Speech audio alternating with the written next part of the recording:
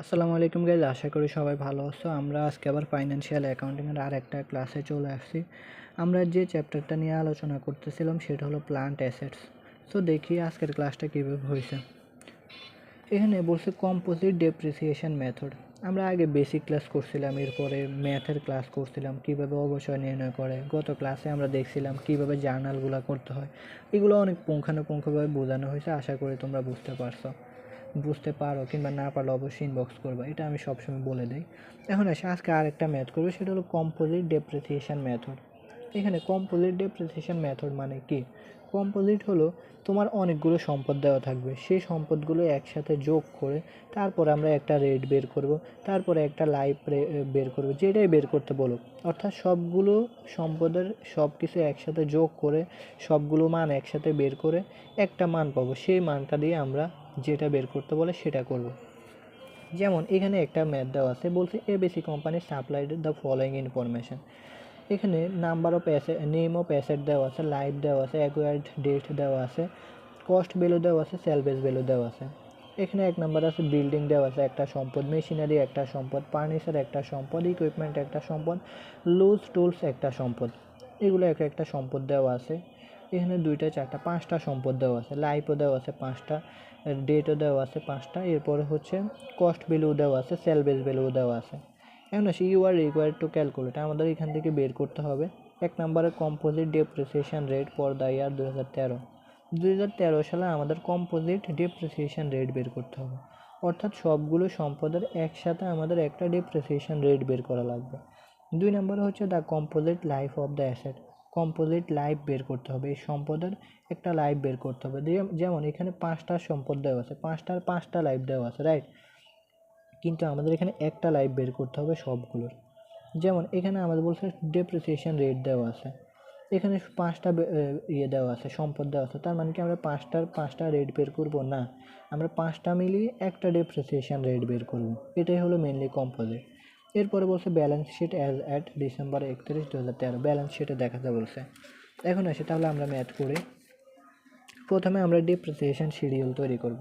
আমরা বেসিক ক্লাসে শিডিউল দেখাইছি। প্রথমে composite depreciation per year, plant অ্যাসেটগুলো লিখলাম এখানে, building, machinery, furniture and fixtures, equipment, loose tools.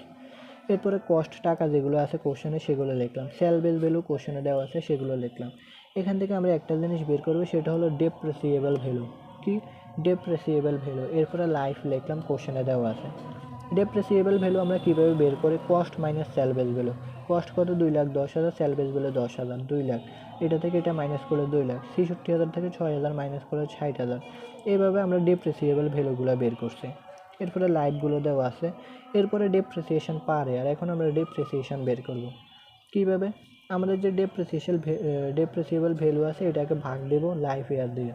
তাহলে ডেপ্রিসিয়েবল ভ্যালু 2 লাখ, এরপরে ভাগ দিছে 10 দিয়ে, তাহলে 20,000 টাকা। প্রথম বিল্ডিংয়ের আমাদের কত পাইছি? 20,000 টাকা ডেপ্রিসিয়েশন।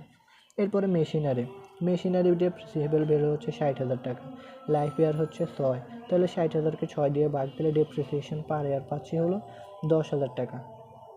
এরপর হচ্ছে 90,000 থেকে 5,000 গেলে 85,000, 85,000কে 5 দিয়ে ভাগ দেবো, দিলে আমরা ডেপ্রিসিয়েশন পাবো 17,000। এরপরে ইকুইপমেন্টের ডেপ্রিসিয়েশন 1,05,000 থেকে 5,000 বাদ দিলে 1 লাখ থাকে, 1 লাখকে 10 দিয়ে ভাগ দিলে 10,000 আসে, 10,000 ডেপ্রিসিয়েশন।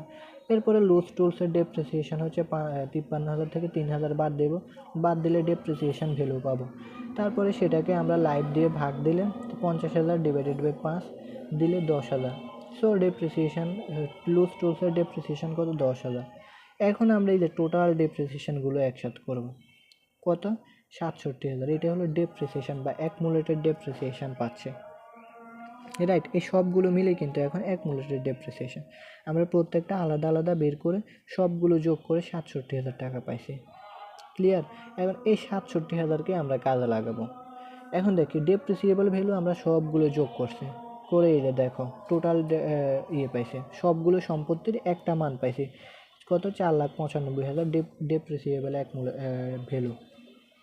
এরপরে কস্ট প্রাইস কত? সবগুলো আমরা যোগ করে 5,24,000 পাইছি। দেখছো এখন এই যে আমরা কাজ করব কোনটা নিয়ে, 5,24,000 নিয়ে, 4,95,000 নিয়ে, 67,000 টাকা নিয়ে। আমরা কি বিল্ডিংয়ের আলাদা আলাদা কস্ট নিয়ে কাজ করব, মেশিনারি নিয়ে কাজ করব আলাদা এগুলো নিয়ে? না, আমরা সবগুলো নিয়ে কাজ করব, এই সবগুলো নিয়ে কাজ করব, সেই জন্য এগুলো বের করছি, এগুলো বের করছি। এটাই হলো মূলত কম্পোজিট। কম্পোজিট হলো আমাদের সবগুলোর একটা মান বের করে তারপরে সেটা দিয়ে কাজ করা। এখন আসি কম্পোজিট ডেপ্রিসিয়েশন রেট। আমাদের প্রথম কোশ্চেনে বলছে কম্পোজিট ডেপ্রিসিয়েশন রেট বের করতে। এখন আমরা করি, তাহলে এখানে আসি। এটা বের করতে করা সূত্র হচ্ছে total depreciation divided by total cost of asset into 100। Total depreciation কত? হ্যাঁ, টোটাল ডেপ্রিসিয়েশন হচ্ছে এই যে 67,000 টাকা, divided by cost of asset কত? 5,24,000। তাহলে এই যে 67,000 ডিভাইডেড বাই 5,24,000 ইন্টু 100, 12.79% অ্যাপ্রক্সিমেট। তাহলে আমরা কম্পোজিট ডেপ্রিসিয়েশন রেট কত পেয়েছি? 12.79%। এখন আমরা ডেপ্রিসিয়েবল ভ্যালুটাও এখানে বের করে দেখাইছি। এটা কীভাবে? এটাও ঠিক এটার মতো। দেখো এখানে ডেপ্রিসিয়েশন হয়েছে, এখানেও ডেপ্রিসিয়েশন, টোটাল ডেপ্রিসিয়েশন। এখানে কস্ট হয়েছে, এখানে যেহেতু ডেপ্রিসিয়েবল ভ্যালু নির্ণয় করবে সেজন্য এখানে জাস্ট ডেপ্রিসিয়েবল ভ্যালুটা হয়েছে 4,95,000। ওকে, এখানে যেহেতু আমাদের ডেপ্রিসিয়েবল ভ্যালু বলছে সেজন্য জাস্ট এখানে নিচে total depreciable value of assets কত? 4,95,000, সেজন্য 4,95,000 দিয়েছে। আর টোটাল ডেপ্রিসিয়েশন 67,000 টাকা ইন্টু 100। তাহলে ডেপ্রিসিয়েবল ভ্যালু কত? 13.54% অ্যাপ্রক্সিমেট। অর্থাৎ আমাদের বের করতে বলে এটা সূত্র হচ্ছে এটা, এটা সূত্র হচ্ছে এটা, টোটালটা লাগবে। আমাদের আলাদা আলাদা সম্পদ দেওয়া থাকবে অনেকগুলো, সেখান থেকে আমরা টোটালটা বের করে নেব, আর সেই টোটাল দিয়ে আমরা ম্যাথ করব।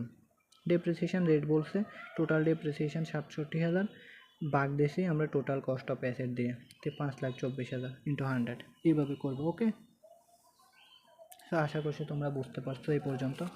এখন আসি, এরপর আমাদের কি বলছে দেখো, 2 নম্বরে বলছে কম্পোজিট লাইফ অফ অ্যাসেট।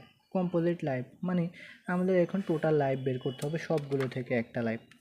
আমাদের এখানে অনেকগুলো লাইফ দেওয়া আছে, কিংবা অনেকগুলো 5টা লাইফ দেওয়া আছে, এখান থেকে টোটাল একটা লাইফ বের করতে হবে। কম্পোজিট মানে কি টোটাল থেকে একটা লাইফ বের করবো। এই যে এটা সূত্র হচ্ছে আমাদের total depreciable cost divided by total depreciation, composite অথবা average life of the asset.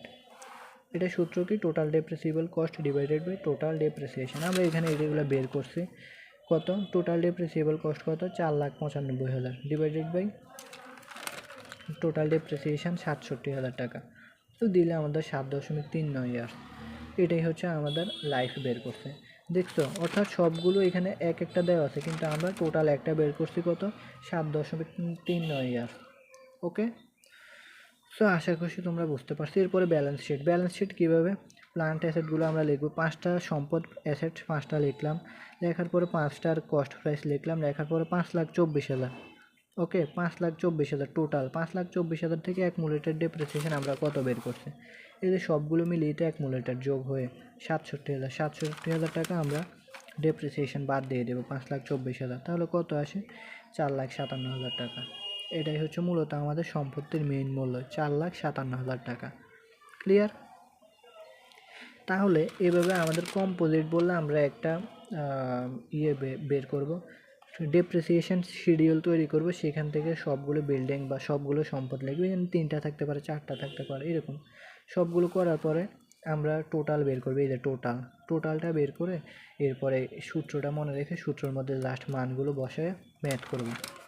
R balance শিটে জাস্ট সম্পদ থেকে আমরা অ্যাকুমুলেটেড ডেপ্রিসিয়েশন বাদ দিলে যেটা থাকবে সেটাই হলো ব্যালেন্স শিট। ওকে, সো আশা করছি তোমরা সবাই বুঝতে পারছো। আর কেউ না বুঝতে পারলে অবশ্যই কমেন্ট অথবা ইনবক্স করবা।